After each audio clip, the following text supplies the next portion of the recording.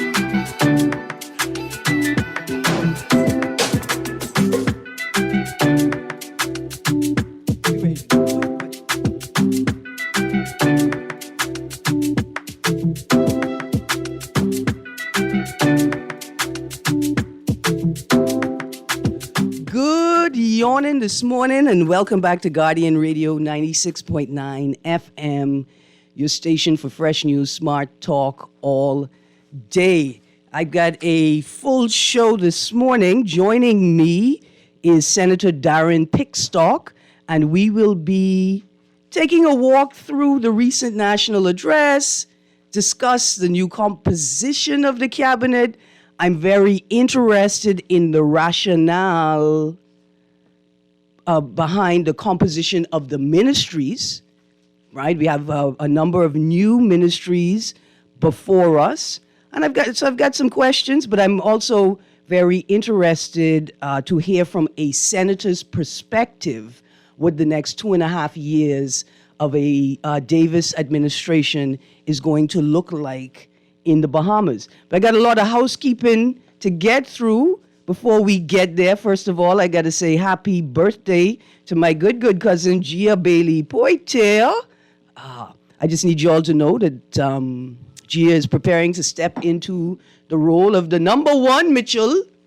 She is now in charge of all cooking, all baking, and all yummy things to go in our bellies. And we say to her, we hope you enjoy this day. We hope it is the best day. I tell you a little secret. I know somebody you know who has a mango, and it may be yours. Happy birthday, Gia Bailey Poitier. Also, another very important meeting notice. This Thursday, the 7th of September, of September, the Hannah Hasty Tynes Family Association General Meeting will be held at St. John's Auditorium at 6:30 p.m. Let me repeat that. All Hannah Hasty's and Tynes family members are called to St. John's Auditorium, 6:30 p.m., Thursday, the 7th of September, as we get into our reunion planning and we begin the selection process for committees. So now is the time to come out if you have your eye on a particular committee or a particular function. And since we have Senator Pickstock with us, we're going to compose a cabinet today. And so we're going to give some tips on putting together the best committees ever. It's going to be a fun show. Now, I've got, boy. Headlines are filled with news. Some of them intersect with our conversation. Some of them don't. We'll see how it goes. But I've got the on-the-clock $100 trivia giveaway ready for you this morning. Every day for the next month, we'll be giving away $100 to digital wallet holders. Every week, players can win $30 in $100. To be eligible to win, you must have a digital wallet and answer the trivia question correctly. When you call in, give the producer your name and number and wallet information. Listeners are restricted to one transfer for the duration of the competition. You can only win once, and if you answer by text, please put your $100 wallet information in the text with the answer. Your text doesn't qualify as a correct answer until I get your $100 wallet information. So here is, well, let me throw out the numbers. 323-6232, 325-4316, 325-4259 and 242-300-5720. Again, that's toll free for people in the Bahamas but not in New Providence, 242-300-5720. And our text line is always powered by BTC, 422-GR96. That's 422-4796.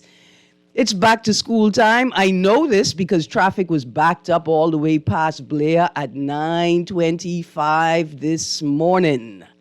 I'm going to be honest with you. The vast majority of this backup is caused by people not paying attention when they're driving. You got to pay attention when you're driving. You got to keep pace with the cars in front of you. Most importantly, you may be frustrated with traffic and your life, but that doesn't mean you have the right to obstruct traffic to get your power back. Don't stop your car for no reason, because letting somebody out of a side corner is called no reason. Your greatest obligation is to the drivers behind you to maintain the flow of traffic. You are not Jesus. This is not the way that you repent for your sins. You fly out and cut somebody off at the corner, so your next move is to allow somebody else to come out the corner, as if that will grant you grace and mercy from your Savior for doing what you know you wasn't supposed to do. Again, I can't imagine that there's so much traffic on the road, a road that's a dual carriageway. But I know why. Because y'all don't understand what a dual carriageway is, and nobody taught you how to use it. But that's okay. That's okay. I mean, it's not okay, but there's nothing I could do about it, so for this moment, it's okay. However, it's important for people to understand the awesome responsibility that they take up when they sit themselves behind the wheel of a car. Somebody expressed to me this weekend that it's not a big deal, Erin, you're making a whole lot of noise about nothing. That's what people say when they've not lost a loved one to a traffic fatality. That's what people who don't have to take care of a loved one every day because they've lost the ability to take care of themselves because of a traffic accident. And so to the woman this morning that was driving up the middle of the road, slowly, she's safely because, you know, when you're on your cell phone, you want to drive slow to be safe. I have another suggestion. When you want to be safe, you don't use your cell phone while you're driving. It's as simple as that. So here is your weekly reminder that it is still against the law to drive with a cell phone in your hand, whether you're using it or not. It's still against the law to text and drive. And even before we had the law explicitly expressing that these things are illegal, you had a law, an offense called driving without due care and attention. And believe you me, they don't mean attention to your phone. They mean attention to the road and the 360 degrees around you. It's also still an offense to turn left on red anywhere but University Drive and University Commons. And even if you think that they had an amendment on the table to amend the law, they done prorogue the House. They're going to have to retable that bill if they intend to change the law. So as of right now, it's still illegal to turn left on red. And it's always been illegal to turn right on red, especially at Mackey Street and Shirley Street. Again, the audacity of people that hold a public service license, the audacity of people who drive public commercial vehicles with the names of the companies clearly printed on the side of them, the audacity of people to drive tourists through our country to so flagrantly break the law. And then to have the audacity to look at ordinary Bahamians and suggest to them that they should eat the brunt of the liability. You should just lie, like I am lying to the police, and do me a favor, because I don't want to lose my public service license. Here's a way to not lose your public service license. Don't turn right on red. It's even simpler than having to argue with bad-head Bahamians who took it upon themselves to follow the law, and you didn't. Anyway, that's just a small note, because let me repeat our question for the day. What does the W in C.W. Sawyer Primary School stand for? What does the W in C.W. Sawyer Primary School stand for? And if I get an answer from someone who could prove, if you get the question correct and you could prove you went to CW Sawyer Primary School, I have a Chickchani that has a mango. And you could get that mango too. Anyway, the numbers to call, 323-6232, 325-4316, 325-4259, 242-300-5720. Text line powered by BTC, our Sand Dollar on the clock giveaway. Question, what does the W stand for in CW Sawyer Primary School? I see we got a call coming in. We just begin the show. Good morning, Senator Pickstock. Good morning. Good morning, Erin. How are you? I'm in wonderful, tip-top shape. I am glad that you are here.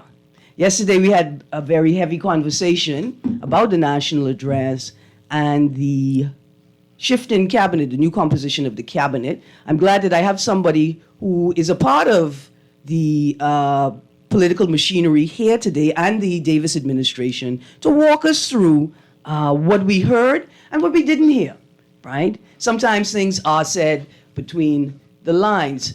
But I will let you begin, sir, if you'd like to introduce yourself. Good. My name is Darren Pickstock. I'm a senator in the government. And I was appointed by Prime Minister Davis. Mm-hmm. And so I'm forever grateful. Absolutely. Absolutely. Now, I prepared these questions as if I was speaking to the Prime Minister. And so I know that a number of these questions you may not be able to speak to at all or in its entirety. But here we go. There are a lot of shifts in the composition of the cabinet, in the composition of the ministries, right, that make up the cabinet. And so the first question that I have for you is there a theme for the second half of the Davis administration term? Is there a theme? Well, yeah. Well, I think I would say this, Erin. The commitments made in our blueprint for change, are still our priority. Okay. So that is the contract that the government made with the Bahamian people. All right. Let's be clear. So there's not been a shift in that sense in terms of the administration's agenda.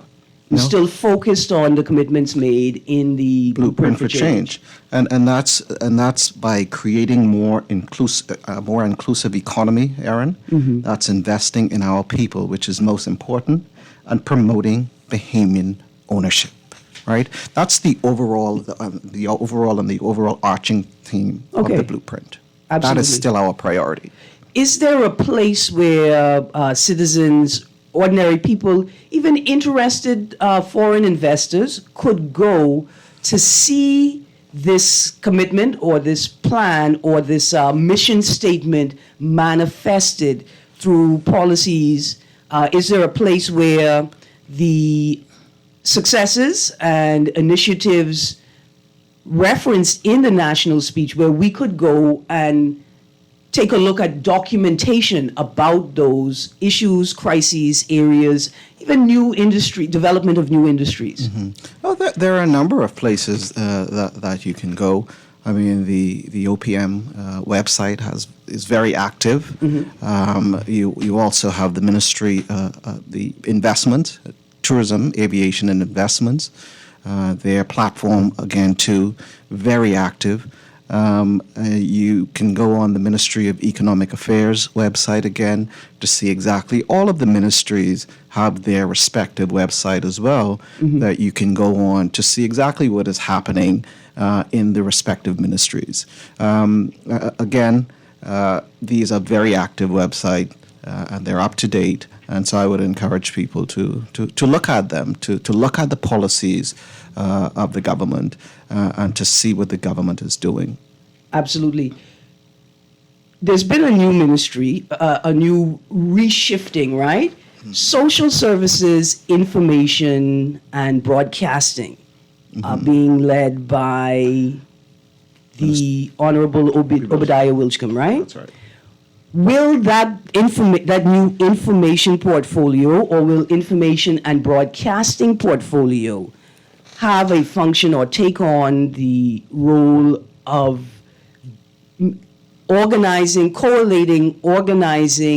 and disseminating data and information about government programs, about administration policies, ideas, shifts in an easily accessible way. Because I'm excited about a portfolio of information. I know it's not a standalone ministry, but not just its potential to enhance this administration's production, right? But also, will this portfolio of information house the Data Protection Commissioner? Will it will it provide oversight for the operation of the Freedom of Information Act? And a question I want to throw out there, is any ministry, I think that one is the one that I'm looking at in particular, being resourced to provide oversight or to respond to the introduction and operation of artificial intelligence and AI tools in the country, and to scope out a legal framework to protect consumers, users, and the ordinary individual from malfeasance and malicious activity related to AI. Right. So, I mean, that's a very loaded one. Yeah. But again, the minister responsible, Obadiah Wilchcombe, is going to be the social service minister, information, broadcasting, and leader of government business in the House of Assembly, and this is his background, all right. But Erin, let's be clear about the process of a cabinet shuffle, because I know that that is exactly what is on people's mind, and that is the questions you're asking me. And I think it's a time-honored and respected process in the Westminster system of government. We inherited from the United Kingdom, and it is constitutional, Erin.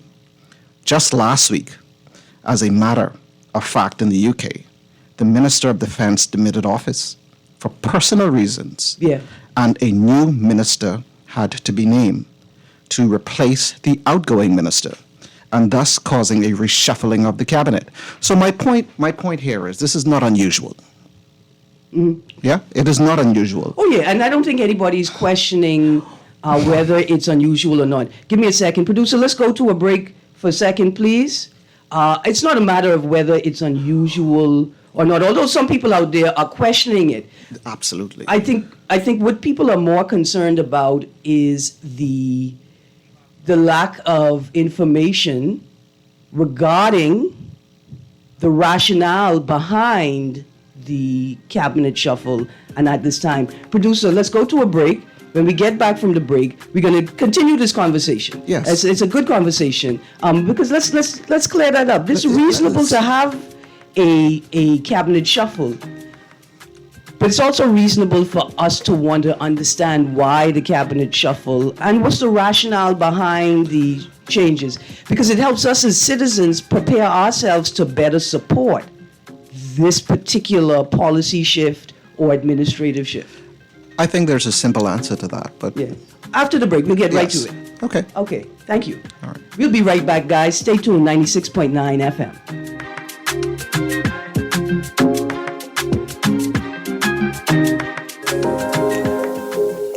Love the show? Want to give your support? Become a sponsor today. Call 302-2300 for our rates and packages. That's 302-2300. Become a sponsor on Guardian Radio 96.9 FM. Fresh news, smart talk, all day.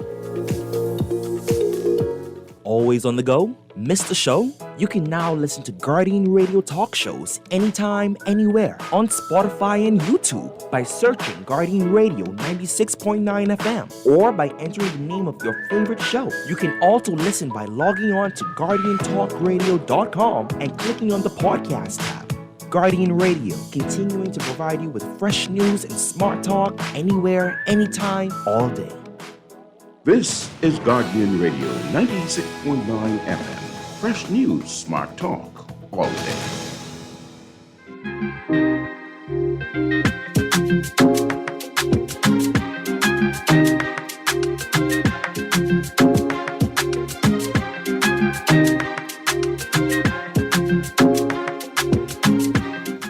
Good morning and welcome back. I want you guys, thank you.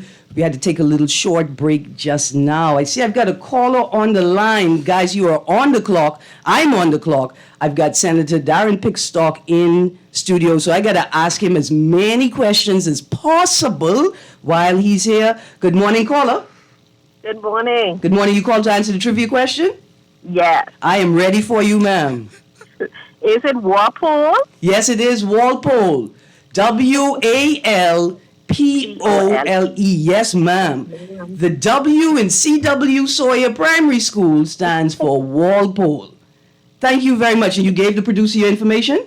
Yes, I did. Absolutely. Thank you so much. I also have a text winner. Well, good morning, Winston. You also have won a prize. Thank you very much, ma'am. Thank you. Have a wonderful day. I even got a second question for y'all. I'm going to throw it out there and let's see how it goes.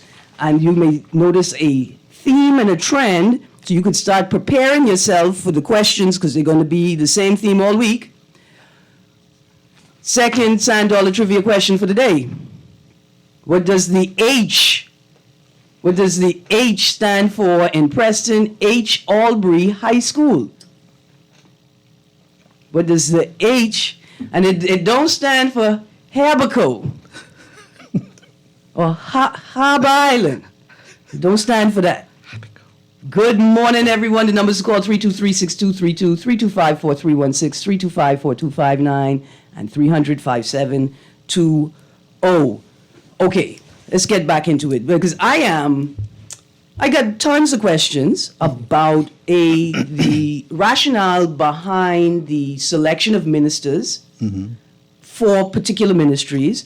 But I think more pressing for me and for the Bahamian public is what is the rationale behind the composition of the new ministries and what does this administration expect to produce?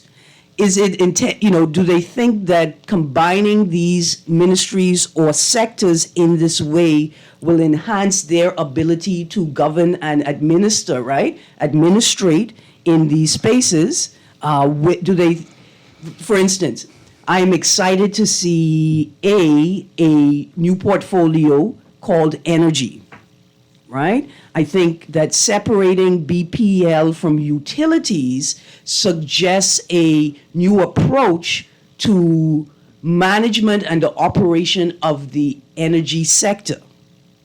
And I think separating it from works. Yeah, separating it from works. Some people say that may be problematic, and it may be initially in terms of reorganizing the way that people work and the way that ministries interact with each other.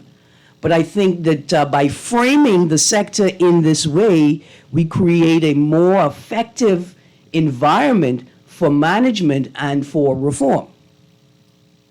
But can you speak to the rationale behind energy portfolio and then energy and transport together? Well, again, let's be clear. The Prime Minister made his decision. It's his cabinet. Right? Yeah. So he made his decisions, and I think it's important to understand in his address to the nation, he made it very clear that this is a realignment with priorities. So he is prioritizing his cabinet, and so this is simply a realignment of some of the portfolios within cabinet, and so again, again, these things aren't unusual, right? Yeah, no. Even from a composition standpoint, it's not unusual to realign, and I simply don't understand why the opposition is making so much noise about it. I mean, but I guess they really don't have anything else to or any new ideas to present because this is not unusual. I mean, yeah, a shifting of cabinet isn't unusual. I'm actually interested to see, I think there was an announcement that some PSs and senior level civil servants will Yes. also shift. I'm interested in seeing those shifts as well. But again, I also would wish that the opposition offer a more substantive critique, right? Yeah. As opposed to just, I mean, come on, it's ridiculous to suggest that cabinet shuffles are unnecessary. But like, I've got some questions. We have appointed Basil McIntosh for Minister of State for Aviation, right? And he sits in the Ministry of Tourism, Investments, and Aviation. Will McIntosh liaise between the ministry responsible for aviation and the Ministry of Transport, right? Are we building bridges with this new alignment of sectors? Right. Because one of the biggest questions I have, and perhaps I can ask you as a parliamentary colleague, right, is energy and transport is a massive undertaking as a singular ministry. Did you expect a Minister of State being placed in that portfolio to support JoBeth Colby, or is this realignment constructed in a way that parliamentary secretaries and ministers of state can move between ministries and support in those similar areas? All right. I mean, Erin, don't forget the Prime Minister has not concluded. There are more people that will be moved, like you indicated previously. And there is a whole mechanism to support the minister and all ministers in their ministry, from the parliamentary secretary, from the permanent secretary, from the technocrats in that ministry. And so, governments function when all of these roles are filled and people do their specific function. But Erin, I want to, I think the Prime Minister was very clear, and I don't want to deviate from what the Prime Minister has pronounced. He has said that he wished to realign his cabinet ministry or his cabinet portfolios, and he has given very good reasons for that. I mean, Well, give me some of the reasons. Right, he made it very clear. He has given very good reasons for that. I mean, if for instance, if we look simply at Minister Colby Davis, I mean, as minister responsible for housing, for instance, she's revitalized a housing department that had not built a single home I'm not in okay. years. I'm not okay with the Ministry of Housing not building a single home in years, because the Ministry of Housing should have been building multi occupancy units and apartments, because the problem. Well, that's a part. The problem of the inability to access mortgages by the average Bahamian has been solved in some part by the Bahamas Mortgage Corporation.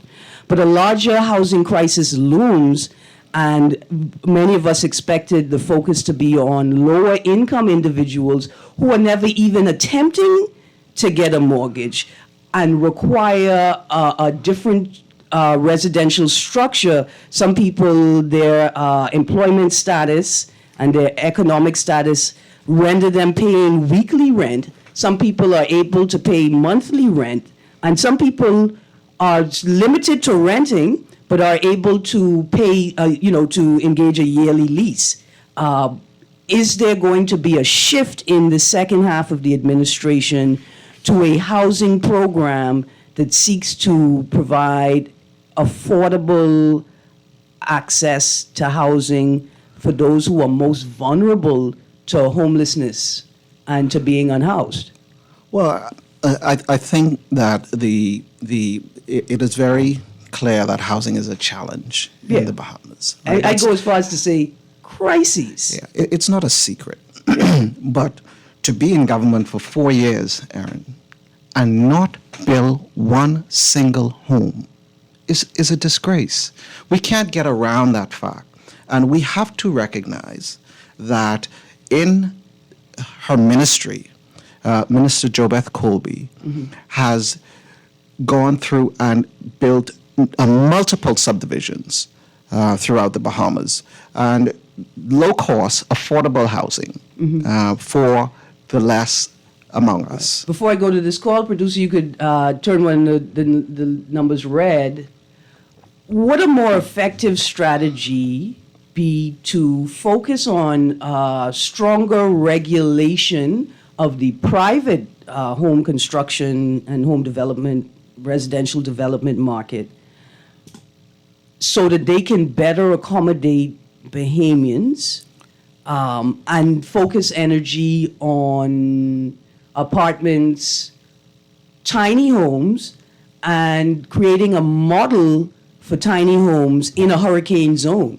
It could be both an economic pursuit that the government enables or initiates, because the biggest problem with tiny homes is we live in a hurricane zone, and will they be safe and meet the hurricane codes? But tiny homes are what people need in the Bahamas. But we can stick, you can finish it out and then we can transition. Right. I mean, I don't want to get away from the point. Under the Ministry of Housing, under the Minister of Housing, there was a rent-to-own program that the government is rolling out, right? That would afford people to rent and then own their property after a period of time, to give and open the scope even wider to home ownership. Accessibility, yeah. Absolutely.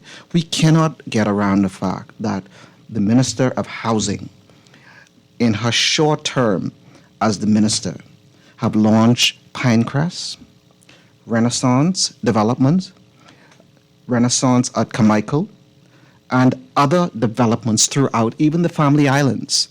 And that is, I think, a remarkable effect after not building any homes for 4 years. Let's be clear about it. We could put that on either, like I said, we could put that on either side of the table. What I hope to see from the Ministry of Housing over the last 4 years was a focus on legal reform, a land registry, legal reform, tightening up oversight and regulations for actors in the industry. But that means when you say legal reform, what are you pointing to exactly? So when I say legal reform, I think that we need regulations. We need landlord, tenant, and property owner regulations bound by legislation. That's in place. Well, then we need to improve it, or to improve the enforcement mechanisms, because what we do know is that we have a number of unscrupulous landlords that are taking advantage of residents, of renters, of tenants. We know that we also have tenants that are problematic for landlords, and so we expect accommodation in that sense as well. We're not just saying that the landlords are the problem. Right. We need the land registry cleared up, because a number of people want to go back to the family island that they come from to build on, and are left unable to clearly identify land, to the legal processes of determining accurate title and ownership of land is problematic. And I think that a lot of people are left struggling to find land where it's currently available as an alternative to accessing land that should be available to them, but for various reasons they have difficulty determining title, right? And all of those things, particularly on family islands. Another thing that I think would help is, and I know this is perhaps out of your purview. Well, I'm a real estate attorney. Oh, well, there you go. And so I can tell you that it is a major challenge, and we will, I think, eventually get to an organized land registration system. And in fact, Erin, that is one of the government's priorities in its blueprint for change, establishing a organized land registry system. Absolutely. Yeah. Text us, give me a second. I got the phone line is lit up, producer. Let's go to that first call. Good morning, caller. Good morning, Erin, Greene. How you doing? I'm good, thank you, and thank you for your patience. To your guest.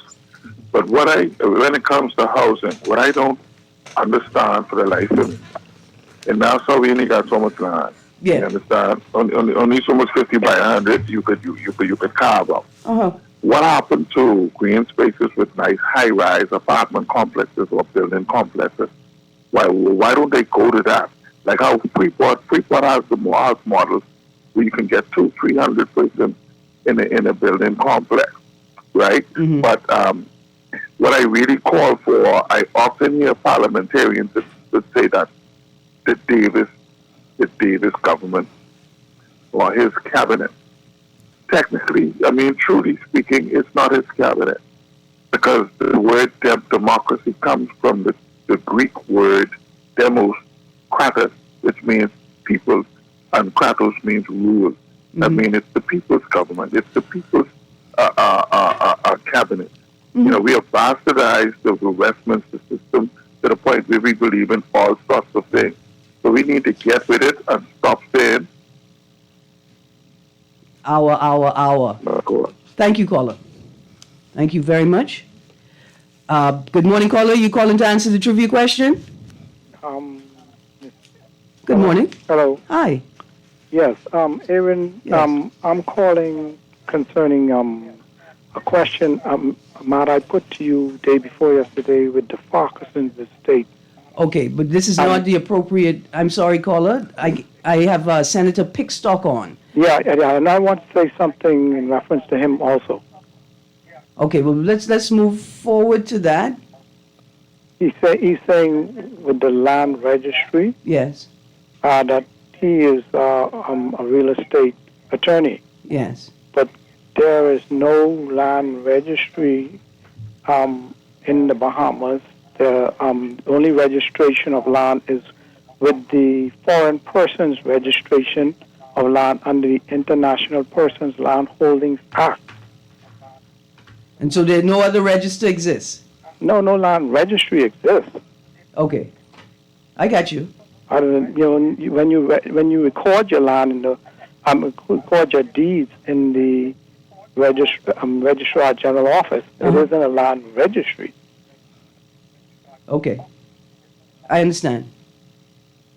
Thank you. Okay, but I'll get back to you on the other matter Yes, with the issue.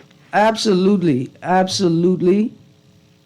Good morning, caller. You calling to answer the trivia question? Good morning, caller. You calling to answer the trivia question? Oh, no.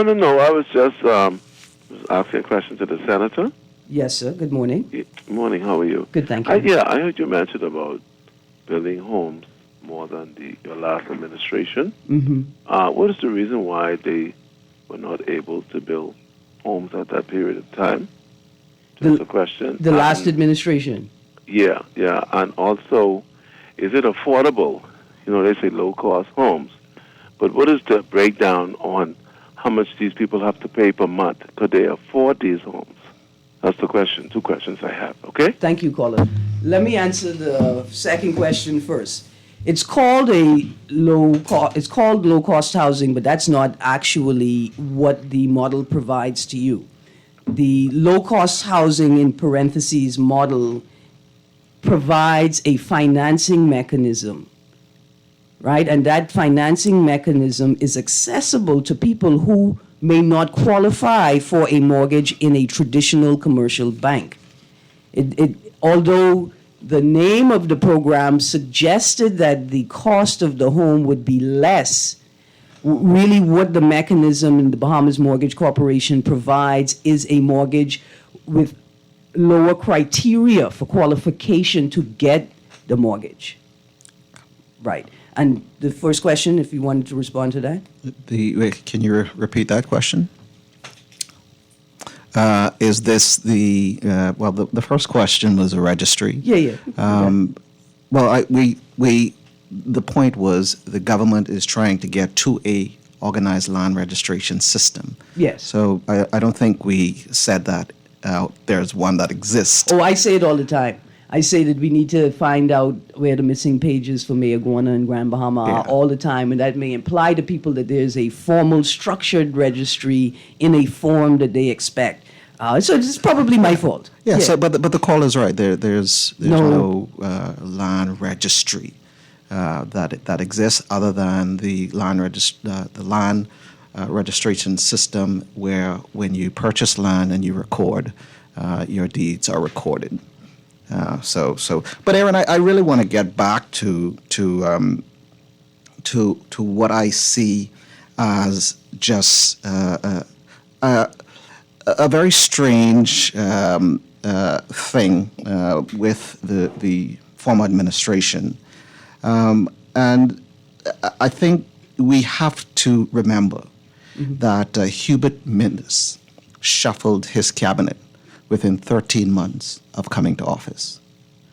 Let me remind you, Erin, and this is where we can see clearly the duplicity of Mr. Pentard himself, right? Because he was serving as Minister of Youth. Let's not forget. Sports and culture in the F&M cabinet. In the F&M cabinet appointed after the May 2017 general election. Mr. Pentard had just returned from home at the Commonwealth Youth Conference in Africa, if you recall. I think is when he was shuffled out of the Ministry of Youth and sent to the Ministry of Agriculture, if you recall, of Youth and Marine Resources. F&M Minister Frankie Campbell, again, Erin, he too was shuffled out of transport and sent to social services. Yeah? So let's stick a pin there. A number of people will say, a number of people have said they expected Bell to be fired. Bell was shifted to another ministry. Right? Put that on the side. Is the PLP doing the same thing that the FNM did? By just shifting ministers without any real substantive engagement about their performance at the prior ministry? Because Frankie Campbell's shift, people were extremely disappointed in his work in social services and the infamous statement, I mind my business 6 months out of the year and I stay out other people's business the other 6 months of the year. People felt it was inappropriate for a minister of social services to utter those words and perhaps reflected that he didn't understand his job. What are the markers that are going to be used to assess the performance of ministers in these ministries? Again, Erin, I think it's very important to understand that the Prime Minister indicated that this is a realignment of portfolios. I don't necessarily understand why the issues with Minister Bell. I mean, if we want to focus on Minister Bell's accomplishments. Well, no, it's not a focus on the accomplishments. It's a focus on the management and the operation of the cabinet. I don't want to talk about the FNM's performance because we could sit here all day and I could mark their report card all day with my red pen, right? I don't want to talk about that, but I want to talk about how the PLP is going to ensure that they don't perform at the level that the FNM performed at. It's one thing to point out the deficiencies, but tell me how you're going to ensure that your ministers stay above the standard set by the FNM and create a new standard for the operation of the cabinet and for governance. Well, I think that is being done, and I think the Prime Minister is looking at his cabinet and assessing his cabinet, and as a result of his overview, has determined that he wants to align his cabinet with the strong, with the priorities of his government.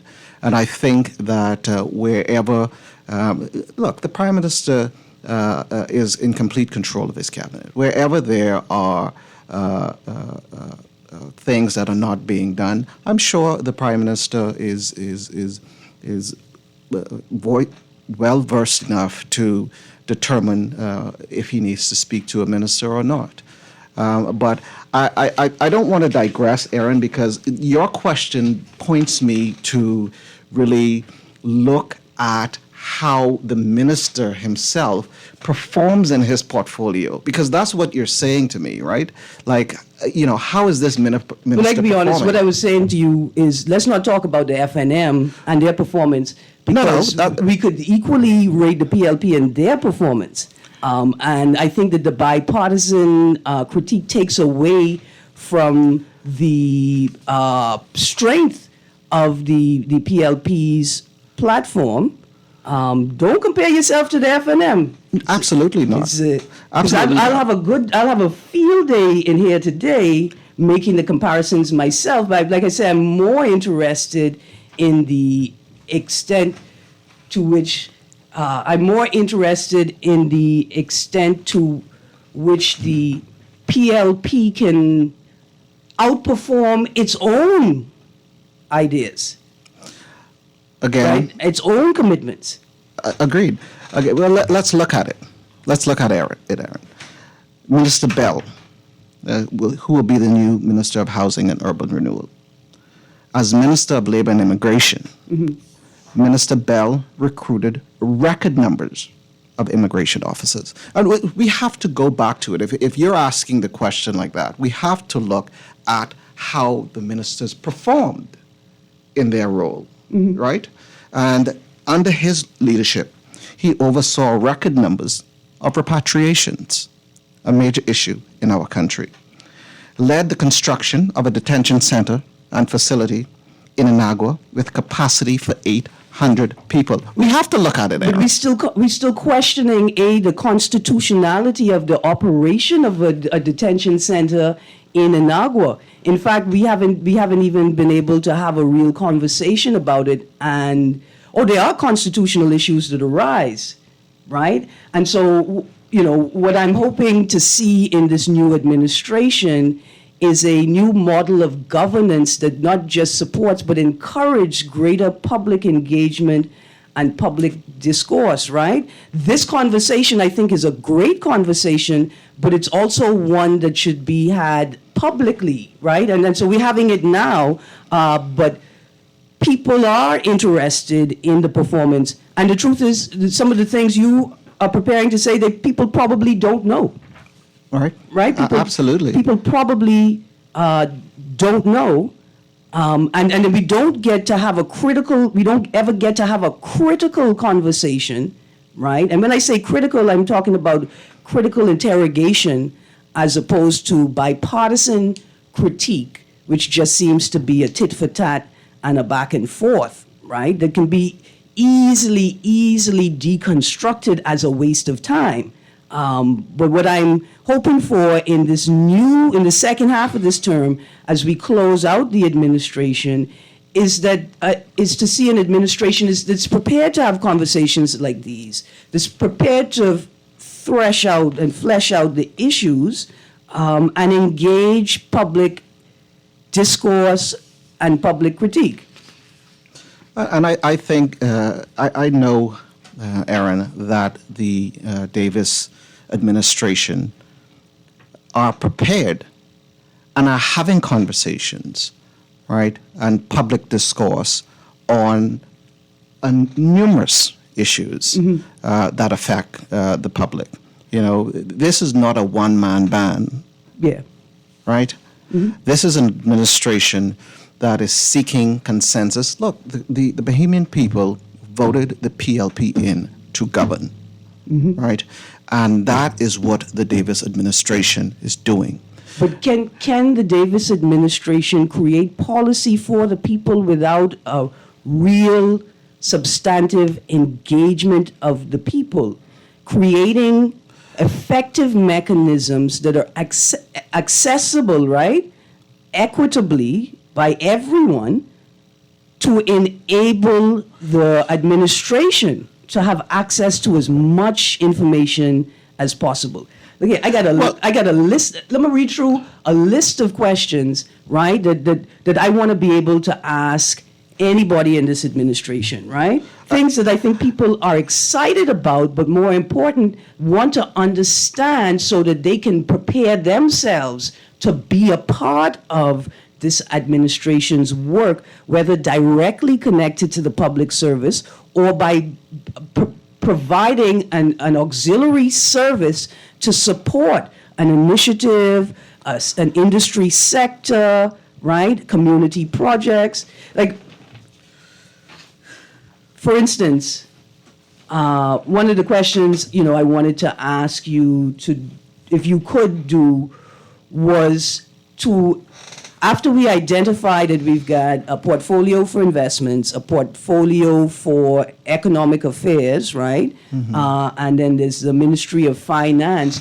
Why are these three portfolios? I know we're running out of time. In fact, we're all out of time. Why are these three portfolios distinct? Right? Because they're all money. They're all talking about money and investment, but why are they distinct? It turns out in the limited conversation we had walking up here that this is legitimate, right? Like, there are very real reasons why. Economic affairs deal with our global international economic relationships, the treaties, the rules, Absolutely. right? OECD, all of the treaties that we're a part of. And whereas the Ministry of Finance is dealing with pure financial matters that relate to the country, right?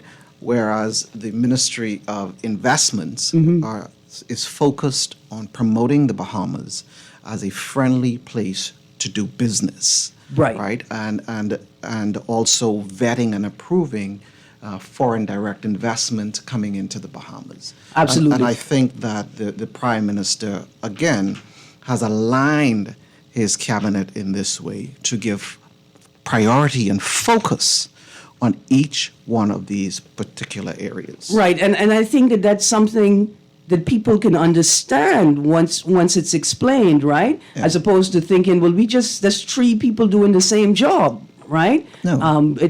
Whether it's a waste of resources or a waste of money, now people can get a better sense of why resources are being allocated in this way. And with further engagement in discourse, people will understand the relationships between each sector and portfolio and how they impact the operation of other ministries and other industries, right? And I think that helps whoever the administration is engage critique, because you have a more informed discussion, because you have more informed participants in the discussion. But Senator Pickstock, we are all out of time. We got to go to our news break. I want to thank you very much for joining me this morning. You're welcome. Thank you for being here. Thank you for inviting me, and I look to be back on your show to take a deeper dive into some of these issues. Absolutely. Yeah. Absolutely. Thank you very much. Listen, guys, we are all out of time. I want to say I apologize to the callers I couldn't get to the texts I didn't read. I'm going to show them to the senator, those that were intended to be read on air. Some of y'all did not intend for these to be read on air, and that is okay. I'll be contacting my $1 winners from today and yesterday after the show. You guys have a wonderful day, because C.A. Newry and Guardian Radio AM is up next.